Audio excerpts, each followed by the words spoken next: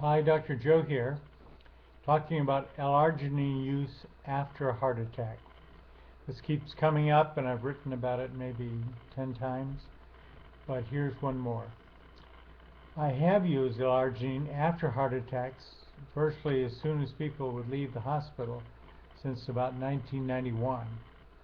The preparations that we used over a period of time really has been something that's been excellent in terms of whatever we need to do to get people out of the hospital and on our way to cardiovascular reversal of the atherosclerosis.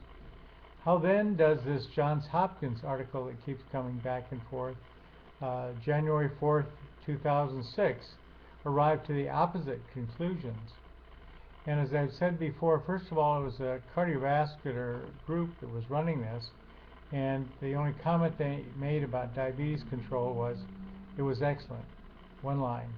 No data and no response to any of the phone calls or emails that I sent to them. So maybe as an endocrinologist I might have done something different. Secondly, they used a arginine preparation that was made in Sausalito, California, just the other side of where San Francisco is.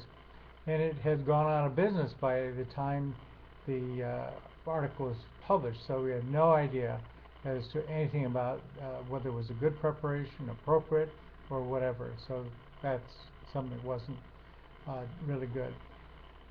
The patients were quizzed if they're having any side effects, and as one who has done over 200 clinical trials, I can tell you that it is often a little bias you can put into the studies by asking these questions.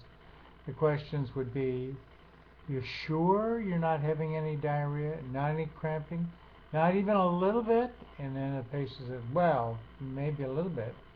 And so very often that will dissuade people from sticking to the protocol and cutting down the amount of arginine. I've seen it happen.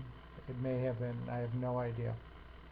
The experience that I have has been totally different than they had.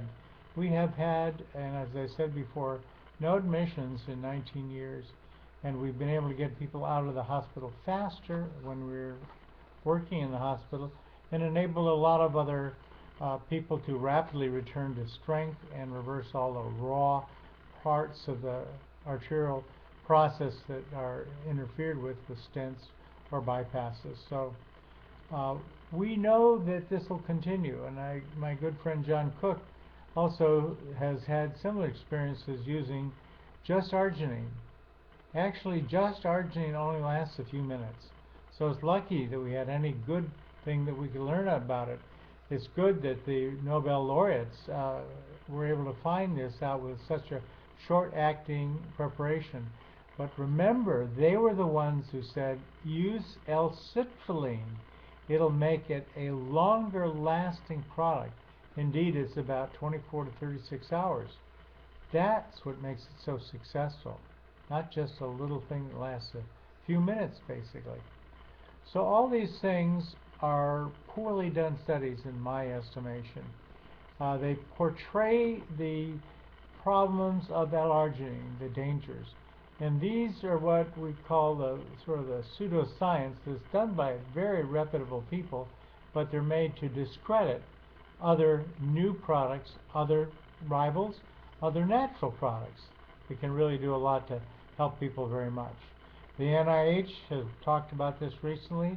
The Institute for Medicine talked about it as well, and even gave a 3-day symposium in Washington, D.C. in late January. So it's up to you. You've got to figure out what you want to do, and you better feel it's the right thing for you, because it's something that's very important for all of us.